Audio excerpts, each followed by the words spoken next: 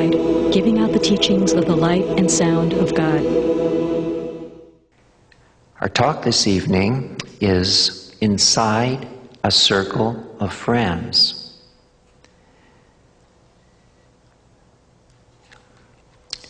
Something that's hard to explain, impossible to explain as a matter of fact, to people who are probably not familiar with Ek and the Ek teachings, whether they are formal members or not, is that there is a circle of protection, of spiritual protection, that is afforded them because they are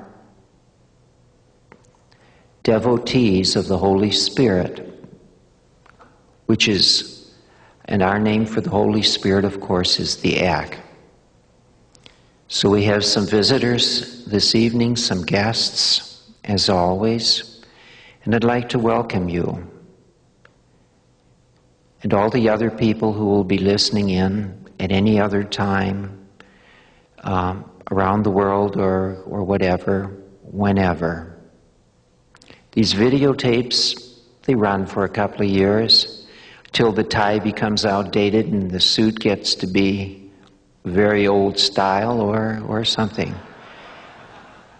But in the meantime, the message that each Ek master, each living Ek master, each Mahanta, the living Ek master, will bring is to tell soul about God's love for each soul. That means God's love for you.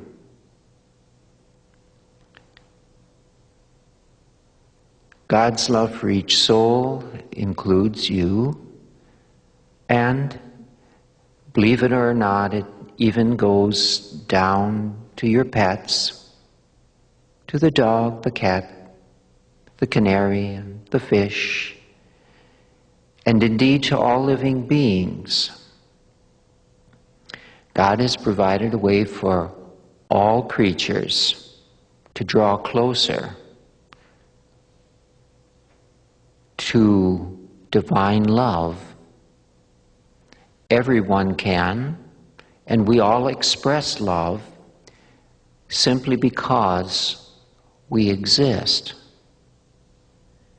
Now, of course, you say, well, the behavior of some people doesn't reflect that. No, the behavior doesn't. And sometimes soul goes off on the dark path of power and of the psychic forces. But whatever, it's with the intent to control others. Now, this is against the principles of Ek, or the Holy Spirit. We in Ekankar are interested in spiritual freedom, both for ourselves and for other people. If someone chooses to become a Catholic or a Jehovah's Witness, or even belong to a group that practices one of the primitive religions, it's fine. The test of any true religion is, does it help people into a greater state of consciousness and does it help them find love? And this should be the test. I like to say that there are two kinds of Ekists and the practicing Ekists. And this holds true for Christians of all faiths too. There are Christians and there are practicing Christians. And it would be a better world if more people of every religion, including Ekankar, would be practicing members of their religion. But this is earth. And so things are not always as they should be. Thank you. Well, we better get on here. So we're inside a circle of friends.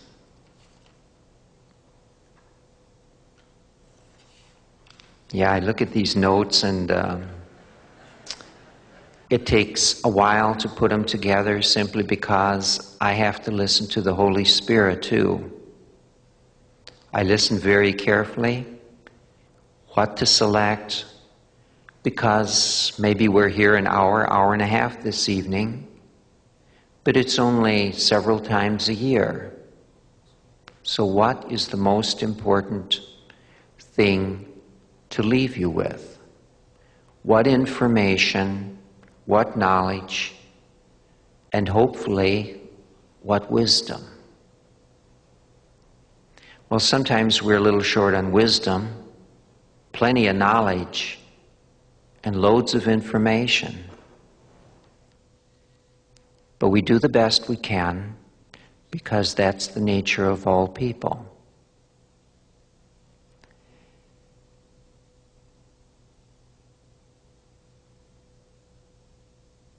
One of the, how can I say it? One of the pillars in Ekankar is the Hugh song. I'd like to give you an example of how powerful it is, not just to the members of Ekankar, but also to members of other faiths.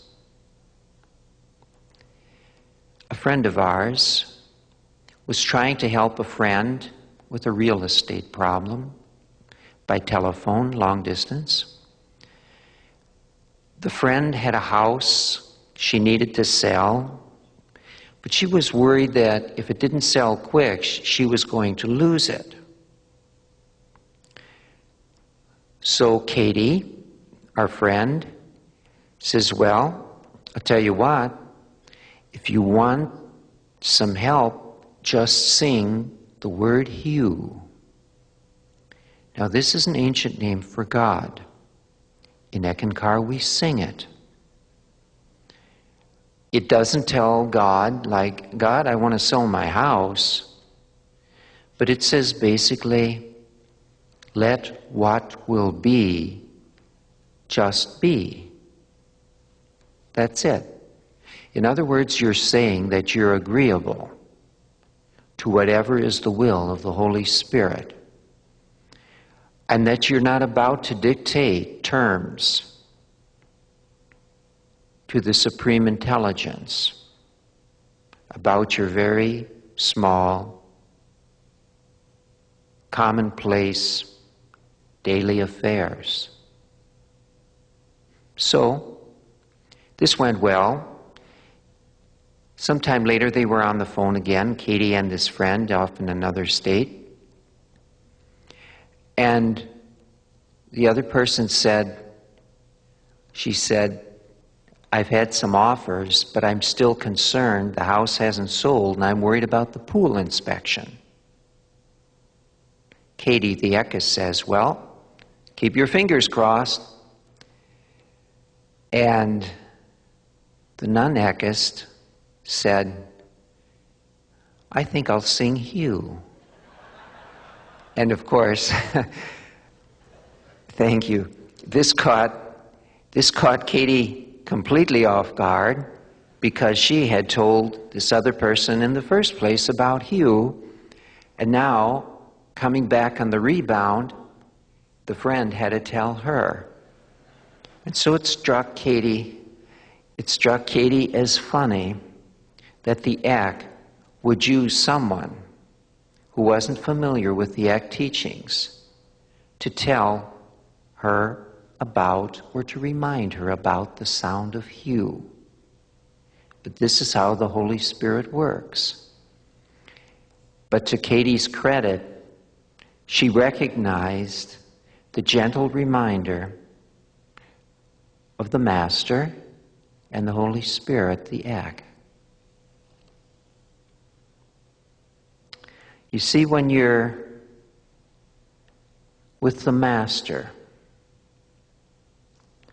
you're inside a circle of friends, the Master's friends.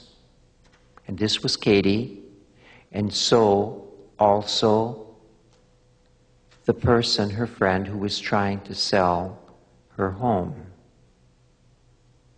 Inside the circle of the Mahanta's friends. The next person is Marie. She's a very busy mom. She's active in ACT. She teaches some classes, is active in the ACT Center and all this, but at home, her first devotion goes to her husband and her 3 children. Some of them are in the teens. So she realized, she had this feeling that she's coming close to an understanding of who and what she is. Now this is what everyone should be looking for. To find out who and what you are. This is what you want to do. Why are you here? What is your purpose? Is it just a random walk in time and space without a reason for the beginning, for its birth, and another without a reason for the end of this cycle? What's it all about? So one day Marie did a spiritual exercise. It was an imaginative technique. And she imagined seeing a bright, bright light like a sun. And coming down from the sun was a rope ladder. So Marie said, I want to be closer to God. That sun is God. So I will climb the ladder.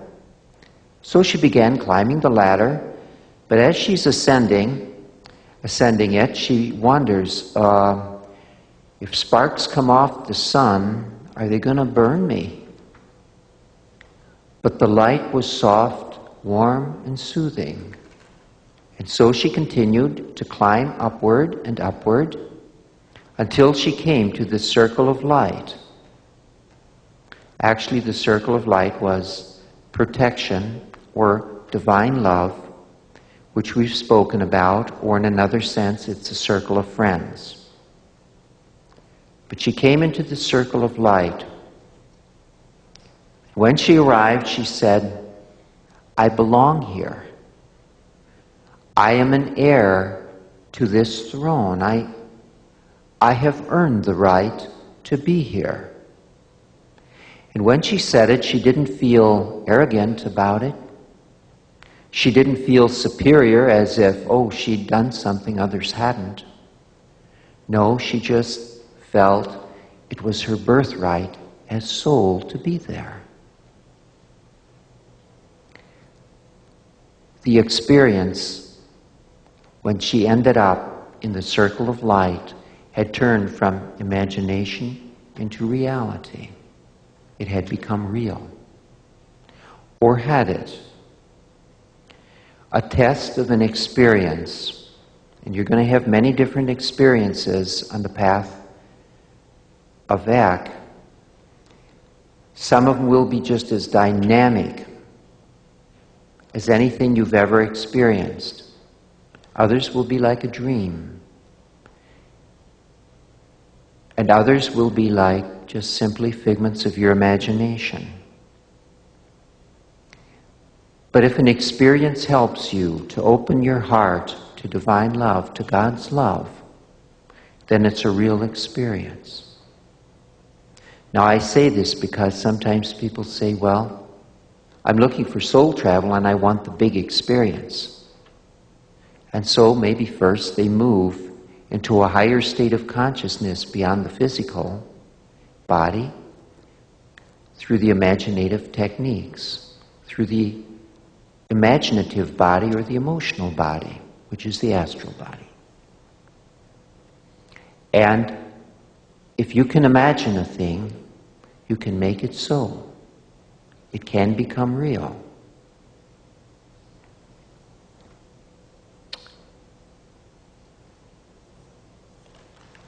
Later, she got confirmation of this experience. Her ACT discourses came for that month. We were still mailing them out month by month then. The discourse was on the topic of the mind and said, stay in the position of soul. This means to get above a problem. In other words, get above the mind, because all problems are of the lower worlds, and the lower worlds include the mind, the emotions, and the physical body. This is the source of fear, apprehension, and all cousins of this sensation. So she got this confirmation. Stay in the position of soul. Now this is what we mean when we're talking about the detached state. Detached does not mean apart from the concerns or the feelings of other people. Or when people are suffering, to stand back and say, I am detached. No, we help each other. We give compassion to those who need help and love. And we give help and love where we can. Because it's the nature of soul to do so. God is love. Soul is God's creation. Therefore, soul is love too. That means you